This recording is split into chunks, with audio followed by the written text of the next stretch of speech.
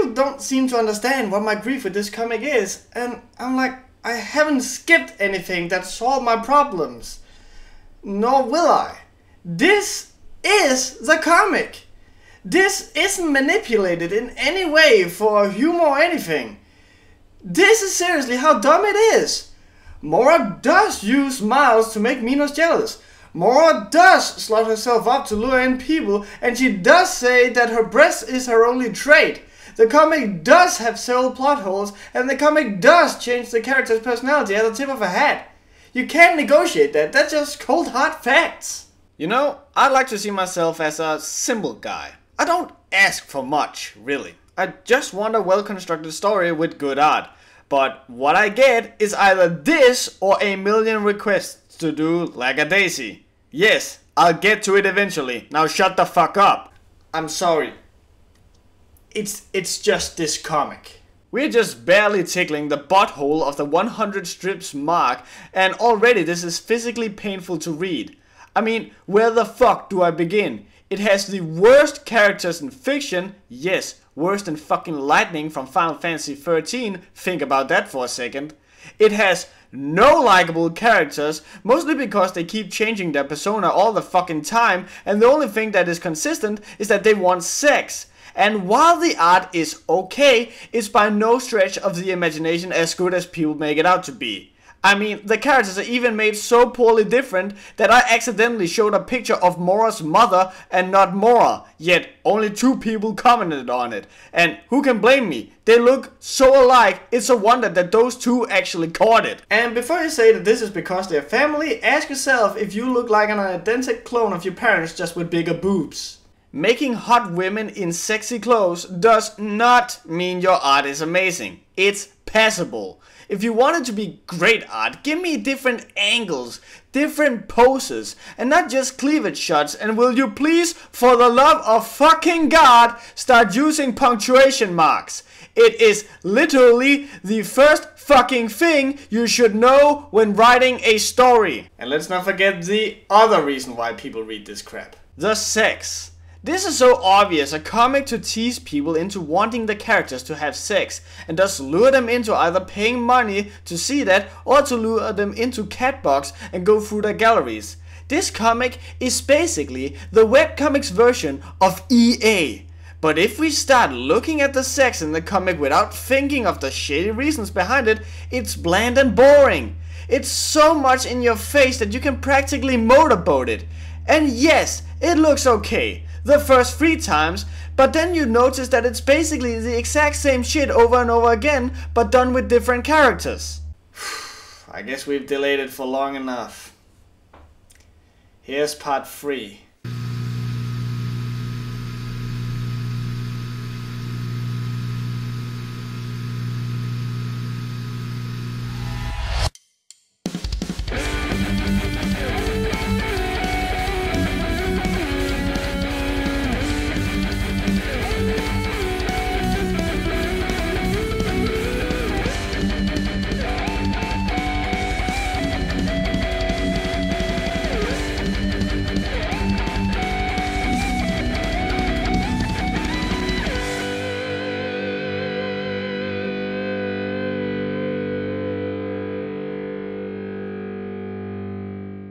The following summer we are getting some measurements of the farm. We are being told that Minos is single-handedly taking care of 18 acres of grown produce.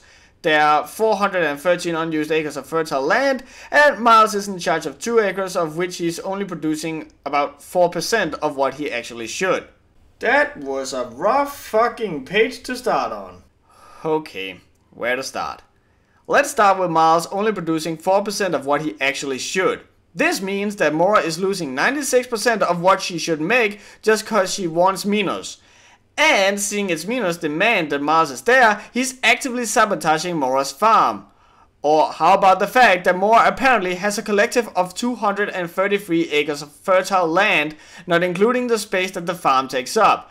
And Mora has been able to afford this single-handedly.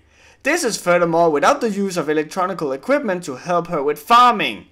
And let's not forget that she now has 5 additional mouths to feed and bathe, plus stuff for procrastination. and clothes for Rachel and Sarah, seeing they are without clothes because they are orphans. There's suspension of disbelief, and then there's just pulling shit out of your ass. No one will be able to afford all of this single-handedly. I fucking hate this comic, why am I even trying? We then see all of the measurements and stuff is set by Rachel, and we look at this tractor while Rachel explains. All of the machinery has fully depreciated and is not functional. Let's return to page fucking 3, where we explained that Maura's parents wanted to be traditional, which seems to hint at them doing everything by hand. So what the fuck is a tractor doing here? Was that the thing that made Maura's parents decide to go with tradition because it suddenly broke down? Oh god, I need something really forced in their humor that's so dumb and doesn't make a lick of sense. And my prayers are answered by Sarah showing up hosing Maura with a water hose. You're not funny and nobody likes you. On the next page, Maura explains to Miles that if he wasn't financially bonded to his girlfriend, he'd been out of the farm a while ago. The problem with that is that it's not because of Taffy, she hasn't thrown him out yet, but because of Minos. Anyway, Maura explains to Taffy that she can't pay her this month either, and Taffy says that's alright, because she still has a little left from Miles' pay. So, if we look back at the fact that Miles got Taffy hired instead of working at her old place, Taffy is making even less than before because of him. Speaking of Miles, he then says to Taffy, "Don't worry, babe, we'll be able to get a job at your old place when this train finally wrecks." You were the one suggesting for her to get this job in the first place, you furry fuck! And it wasn't out of fucking necessity, but just so you could be close to your fucking girlfriend. This sentence makes no fucking sense! I can't believe I can't read one single fucking frame without finding a whole fucking list of shit that's wrong with it! We move on to Alejandro, who's talking about Maura's farm being in the red, and we see this bar chart. I just, want to point that out in case we might need it in the future. Anyway, for no real reason, Tootsie, yes, that's her actual name, who'da thunk it, starts hugging Alejandro super tight and says she'll not let go until she says the secret word, which is milk duds. Quick, we have to end this through on something funny. What, you don't have anything funny? Fuck, neither do I. Let's just put in a caramel candy from the Hershey Company. Lols will be had, I tell you. Moving on, Rachel is talking with Minos, who's straight up chucking gophers at max speed into the distance. When asked if he doesn't think that's a little cruel, he replies, "They should be fine." You throw anything that high up, that fast, no, it's not gonna be fine. It's gonna be dead. Super dead. Anyway, Minos hears how bad the economy is for Las Lindas and is somehow shocked by this. When asking Maura about it, she obviously starts talking shit to Minos and kicks him out of her room. When he returns to his room, however, he finds a letter from Alejandro's company, who is willing to pay out of their ass to have him work there. And thus he leaves, probably to go work there where he'll be, appreciated. And funny, Minos didn't seem to consult Maura about this at all. It's almost like no one fucking does that in this comic! But then again, if he had done that, we wouldn't be able to get this comic's poor excuse for a dramatic page, where Maura finds out that Minos left. I swear, this is so heavy-handed that the strip is even called Silent Fears. Anyway, Maura flips her shit and smashes her entire dresser, saying that she was in love. No, you weren't. You were horny. Anyway, this is where we see the porcelain cow that Minos waved in Maura's face is broken. Now, this is another half-assed attempt of being deep by trying to use symbolism. I'll give the comic that, yes, this is okay symbolism, but it'd be better if we hadn't just been hinted at that Minos gave this to Maura. Think about this for a second. We are 81 pages in, and this is the closest thing to a compliment I've been able to give this pile of shit. Maura decides to sell the farm, and thus goes to Alejandro to tell her she'll sell her the farm. That's not done without kicking the door down, however. I gotta admit, Maura's not exactly the best businesswoman in literature. But Alejandro refuses to sell the farm to Maura. Surprise, surfucking-prise. And tells Maura that she's done all of this just to hurt her. Maura is then escorted out, where she finds Sarah and Rachel, who followed Maura so she could give some exposition. I'm gonna put money on the table right now and say it has something to do with Mora fucking someone, or it's a problem that could be easily solved if people just sat down and talked. So, Mora explains that she used to go to school with Alejandra and they were apparently best buds. Alejandra was clever and honest while Mora was feisty and protective. Anyway, as they grew up, Mora started fucking literally everyone and thus gained the super ability to judge people prematurely. That's when the story is interrupted by Sarah saying how that's gross and Mora asks how she can look like that and be so innocent. Mora, it's your outfit. I don't even. Rachel and Sarah finishes off Mora's story with Mora seducing Alejandra's boyfriend and then eating him. They are, however, immediately interrupted by spaceships. Spaceships! Chalo, Soulcat, Fox, listen to me. The little boy who wrote X-Cup has more consistency with his universe than you do! I mean, where do I even start with this? First of all, why would you need these things to be able to fly? They are obviously made to demolish buildings where the most basic principle is destroying something and let gravity take care of the rest. There'd never be any reason for these things to fly. Also, how? How can they fly? Where was this technology a few minutes ago when we saw the fucking tractor? But believe you me, it gets even fucking dumber, cause now it turns out that Alejandra is here, in a completely different wardrobe. How the fuck did you get there before them? I know Mora and the others were walking, but surely you'd have to pass them on the way, and you even had time to change your clothes?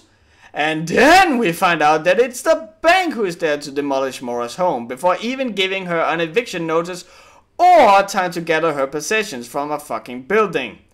Alejandra then asks the bank, Owl, I guess, what he'd be willing to sell the lot for, and Mora gets pissed because Alejandra is trying to buy the land from under her feet. Which is hooves, but hey, fuck consistency. Mora then goes to beat the stuffing out of Alejandra, who just so happens to have a device that lets her control the machinery to capture her. These weren't even Alejandra's machines, these came from the old guy. How the fuck can she suddenly control these robots, and why are we suddenly expected to believe this type of device and machinery exists? These guys wouldn't know what a well-constructed story was even if J.R. Martin slapped them with his books. Also, how exactly can Alejandra control these when we've clearly fucking seen cockpits or whatever the fuck they want to call them, meaning someone is in there operating these manually? This becomes even more important when the machine is literally choking the life out of Mora. Choke! Choke! Choke!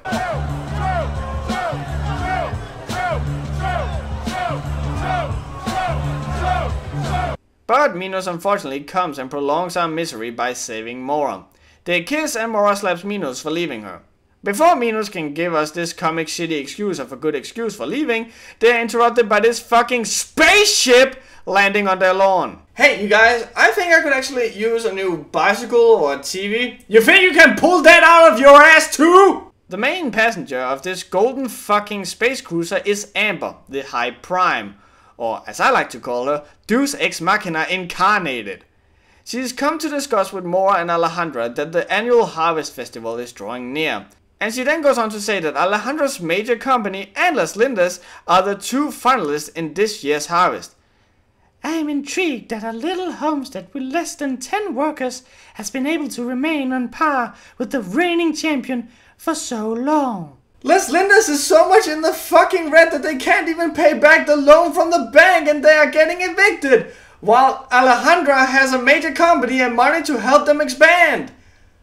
Also, am I the only one worried about the fact that the cow is in charge of a company that milks other cows? No, actually, hold up. That's a fucking good point, actually. We haven't seen any animals other than the humanoid ones, and the makers have already stated that the cowgirls lactate from their breasts. So, where the fuck does Alejandra get off on calling Las Lindas a brothel when you got an entire company that's centered around sucking milk out of people's tits? If that is the main profit of an entire organization, then that is more of a brothel than Las Lindas has already managed to be! Am I even reading the same comic as the people who likes this? So Deus Ex Machina asks if they can go inside and have a cup of tea and some cookies after sending Alejandra on her way without paying for the damaged equipment that they caused. Inside, Sarah is curious about Deus Ex Machina's clothing and asks if she's a dancer because of it. With the same logic, are you then a prostitute, Sarah? And fucking finally, it's time for some much needed exposition. Thousands of years ago, there was a civilization that grew in harmony with the gods of legend, the dragon gods.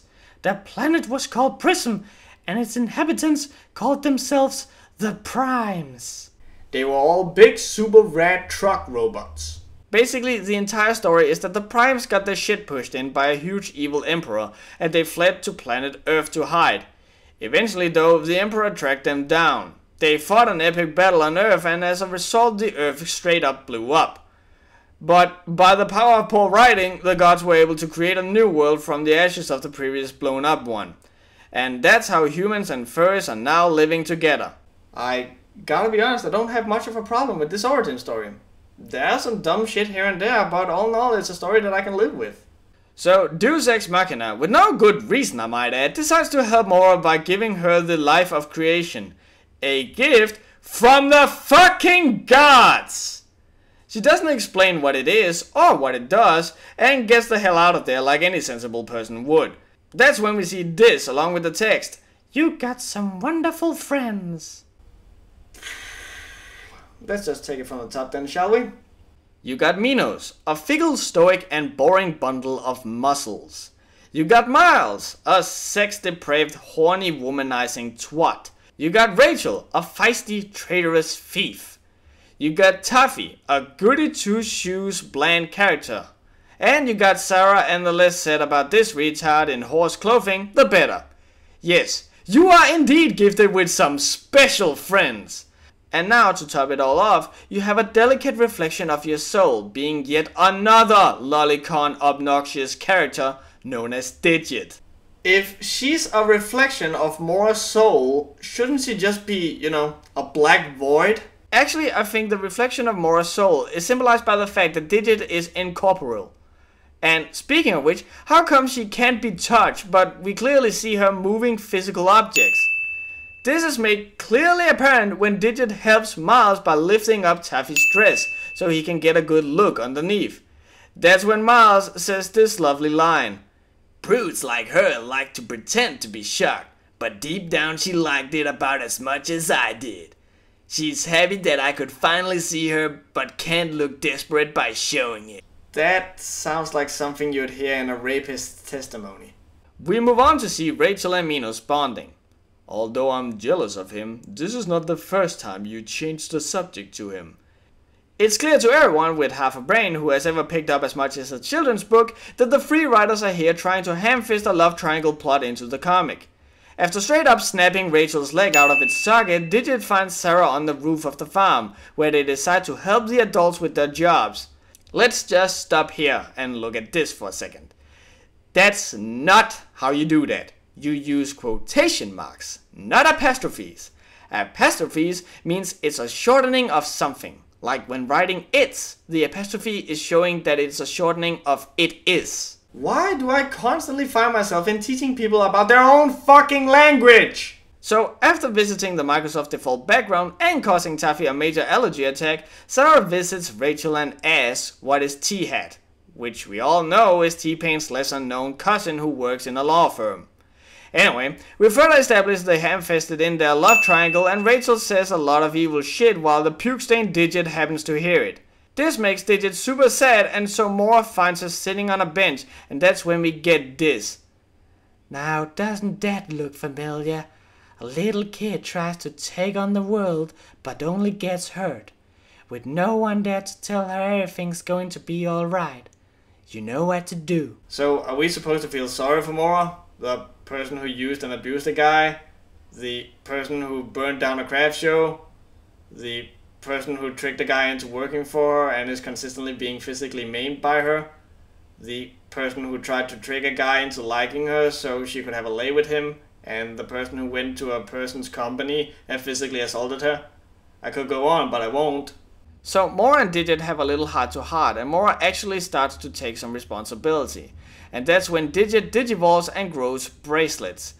This is basically ripping off Persona 4's social link, in which your persona grows stronger with how close you are to each individual person. I shouldn't have to utter the magnificence that is Persona 4 in the same fucking breath as Leslinda's. So with Digit's new powers, she's going to make amends for the pain and suffering she has caused.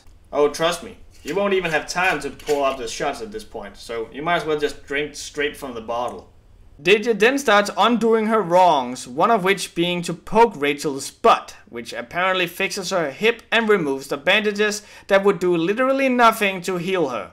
Let's remember for a second that the problem here is a dislocated hip, and with a touch on her ass, it's suddenly fixed, to which Taffy explains, "Rach, you're standing on your own!" Which she obviously was also doing before. That's when Digit flies up to Taffy, looking all seductive like, and kisses her nose, which cures Taffy's allergies and makes her bathrobe fall off, which cracks Rachel up. Ah yes, the hilarity that is slightly disheveled clothes. We cut to Mora, who's piecing together the porcelain cow right in front of her cleavage. Take a shot. And is ham-fisting in some speech about how mistakes in life can be hard to fix but easy to cause. Meanwhile, Minos is spying, finding this funny, even though he wouldn't have a way of knowing all of this, because this is all in Mora's head. We are then told that Minos fell in love with Mora at that time on the road because she seemed lost. Objection! Because earlier you were explaining to Mora that you were only helping her to find out how she was when her responsibilities were taken away. And you said yourself that you found out that she was a cheap whore out for the easy solution. Minos, you are arguably the most fickle, easy to manipulate bastard I've seen in fiction. Who's ready for an obligatory sex scene? I'm not. But alas, fucking does indeed commence, and it's as cheesy as you'd expect when someone tries to talk about sex when imagining it being from a girl's perspective. Minos was a behemoth, a titan, a god. It was so wonderful that I cried. After a seemingly much needed fuck, Mora is making waffles at 5 AM in a horny apron. I'm horny, short for the Horn Reaper. I'm chums with the Dungeon Keeper. So everyone eats breakfast, and Sarah, being the forced clueless character that she is, starts talking about ghosts and asks if anyone else heard all the loud banging last night. Miles says, "Oh yeah, had to be big old ghost to make the bed squeak like that." And Mora devastates Miles by saying, "Unlike someone else I know, this old ghost kept me up all night." And here I thought Mora was going to be likable for once. Mora then explains to the crew that she intends to win this year's Harvest Festival and that she'll be paying the crew out of her own savings, which we established earlier that she had nothing left of. She'll furthermore be asking the crew to be working 12 hours a day, working weekends and doing a lot of different jobs. She'll furthermore be taking away their holiday bonuses and vacation. And let's not forget that this is despite there's only 2 people getting paid on the farm, Minos and Taffy. The next page is Digit explaining just what the heck she actually is, but it's never truly explained why she can't be touched at some points, but at others she can clearly touch and interact with solid matter. In fact, this is made even more confusing when we find out that she's made out of electrical cells. Electrical cells can't transfer through a fucking wooden floor, for example. And then we finally reach the last page for this time. Here we find out how everyone is helping pitching in on working on Leslinda's. Rachel is taking care of calling people through phones, so much for staying to traditional stuff, and Taffy is taking care of the house. Miles works on repairing equipment, again forget the whole traditional thing, and we are told that everyone is basically pitching in and growing into a small family. A family that fucks each other, mind you. And then the strip finishes off with this. "I've said this once before, but it was me calling from my rock bottom. I'm something now, and I'm going to prove it, especially to her. Look out, world, here comes Mora!"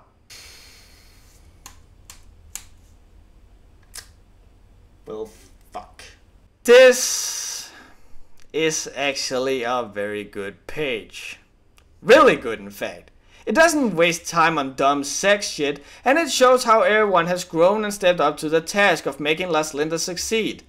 But what really makes it good is the last frame with Moran now in her working clothes, actually working, saying the exact same thing she did when she slotted herself up.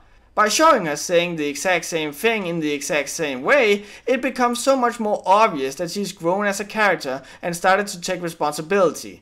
So, yeah, I may shit on the comic because Lord knows there's a lot to shit on, but this is, when push comes to shove, a really good page. Boy, I can't wait for them to fuck this up.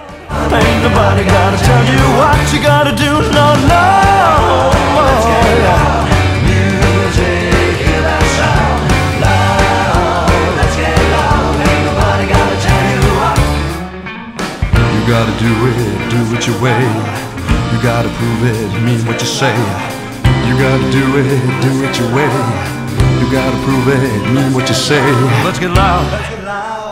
Let's get loud. Let's get loud. Let's get loud. Let's get loud. Yeah. Oh. Let's get loud. Let's get loud. Let's get loud. Turn the music up to hear that sound. Let's get loud. Let's get loud. Ain't nobody gotta tell you what you gotta do, no, no.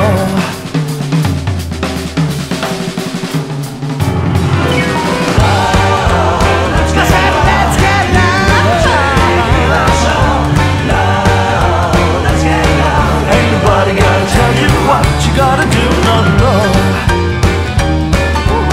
You gotta do it. You gotta do it. Ain't nobody gotta tell you what you gotta do, no, no. Now you gotta do it your way.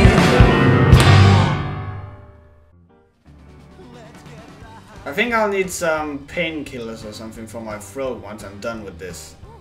Anyway, these are the awesome people who once again supported the show. First of all, we got Alix J, who has the Death Is My Bitch webcomic. Have you guys checked that out yet? Next up, we got Shane Asher, who has that The Strays webcomic. A comic about, you know, superhero furries. If you like superheroes, then you should probably check that out. And of course, I can't talk right now. Of course, at the end, we got Emanicas. So, thank you guys for supporting the show. If you want to support the show, you can go to www.patreon.com/Riser. Remember, that's with 2 I's. And if you don't want to support the show, then good for you. You don't have to. But if you want, you can click on any of these thumbnails and then you can go directly to some of my other dumb videos. I promise I will swear and curse in a ton of them. Anyway, thank you guys for supporting the show. And if not supporting the show, then at least thank you for watching. Take care till next time. Bye bye.